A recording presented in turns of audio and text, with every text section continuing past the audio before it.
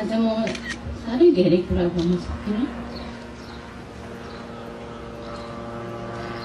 पार्टीले आज कमल रविन्द्रको सम्मानमा जुन श्रद्धाञ्जली सभा आयोजना गरेको छ, हामी परिवारको तर्फबाट यहाँको पार्टी संयन्त्र र पार्टीलाई हार्दिक आभार व्यक्त गर्न चाहन्छौँ। र मलाई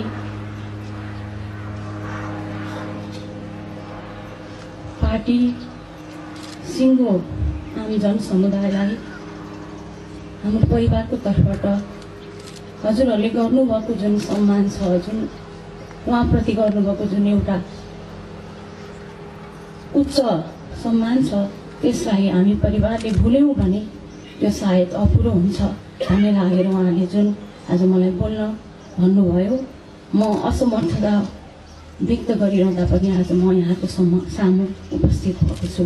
त्यसैले म सर्वप्रथम आजको यस कार्यक्रमका प्रमुख अतिथि गण्डकी प्रदेशका मुख्यमन्त्री लगायत विशिष्ट व्यक्तित्वहरू, विशिष्ट अतिथिहरू र यहाँ उपस्थित हुनुभएका रविन्द्रजीप्रति हार्दिक सम्मान व्यक्त गर्न, श्रद्धाञ्जली व्यक्त गर्न उपस्थित हुनुभएका सम्पूर्ण जनसमुदायहरूमा म परिवारको तर्फबाट हार्दिक अभिवादन व्यक्त गर्छु, हार्दिक सम्मान व्यक्त गर्छु र हार्दिक नमन गर्छु।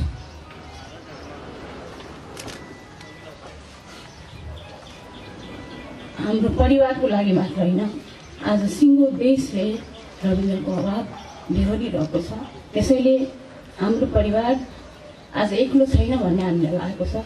हाम्रो परिवारसँग देश छ, पार्टी छ र आम जनसमुदाय हुनुहुन्छ। त्यसले गर्दा पनि केही ढाडसले म आज यहाँहरूको अगाडि आएर उभिरहेको छु र बोलिरहेको छु। सायद त्यो हामीले प्राप्त गरेका थिएनौँ भने म यहाँ आएर उभिने पनि सामर्थ्य मसँग हुँदैन थियो।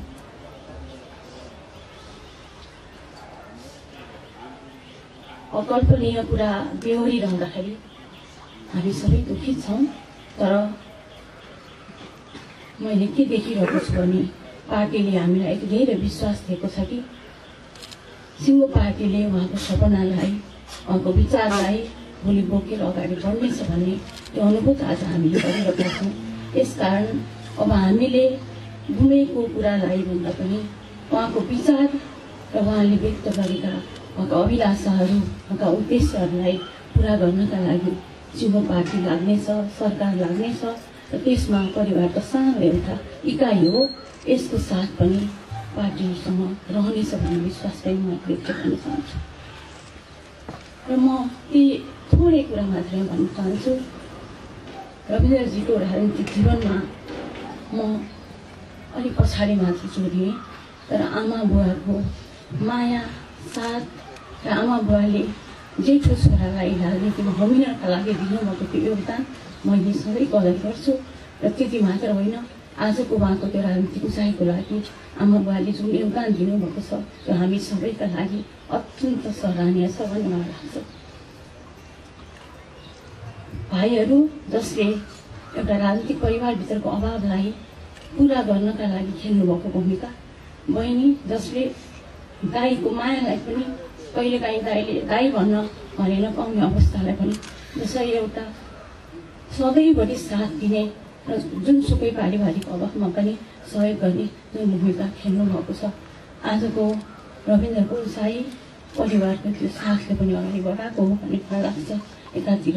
अनि अर्कोतिर हिजो म आफू उहाँ र मेरो सम्बन्ध राजनीतिले जोड्यो, हाम्रो माया राजनीतिले जोड्यो। र म जब विवाह गरेँ मलाई के लाग्यो भने दुवैजना राजनीतिमा लागिरहँदाखेरि त्यसले पारिवारिक व्यवस्थापनमा एक खालको अप्ठ्यारो पार्न सक्छ। यसकारण म आफूले प्राविधिक क्षेत्र लाग्दा राम्रो हुन्छ र उहाँको राजनीतिलाई मैले त्यसमा साथ दिएँ भने उहाँ अब्बल भएर निस्कन पनि सजिलो होला भन्ने म महसुस गरेँ। उहाँसँगको जुन एउटा उत्कृष्ट, अब्बल र परिणाममुखी भएर अगाडि गर्नुपर्छ भन्ने सोच थियो, त्यो सोचलाई हामी सबैको साथ र सहयोगले आज हामीले एउटा ऊर्जा प्राप्त गरेका छौँ भन्ने लाग्छ। र यही भन्दै म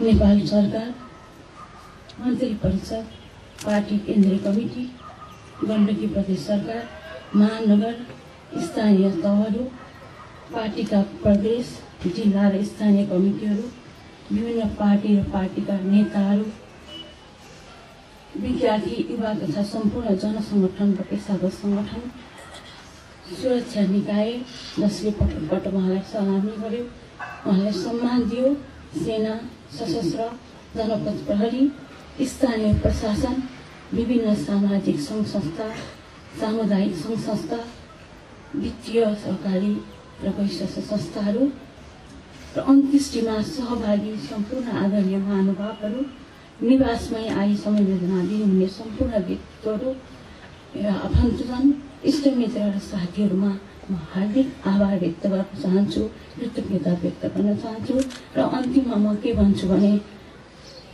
रविन्द्रजीको सपनालाई साकार गराउने भूमिका पार्टीले खेलेको छ र खेल्ने छ। त्यसमा हामी परिवार विश्वस्त छौँ र उहाँको अभियानलाई अझ सजिलो बनाउनका लागि पार्टीलाई सहयोग र एउटा खालको त्यो अभियानमा परिवारको पनि साथ सधैँ रहिरहनेछ भन्ने विश्वास व्यक्त गर्दै रविन्द्र स्मृति प्रतिष्ठान हामीले बनाउनु पर्छ कि भन्ने सोच हामीलाई एक प्रकारले लागेको छ र हामी पार्टीसँग सरसल्लाह गरी नेताहरूसँग सरसल्लाह गरेर मात्र ती कामहरू अगाडि बढाउनेछौँ भन्ने कुरा हजुरहरूसँग जाहेर गर्दै म बिदा हुन चाहन्छु।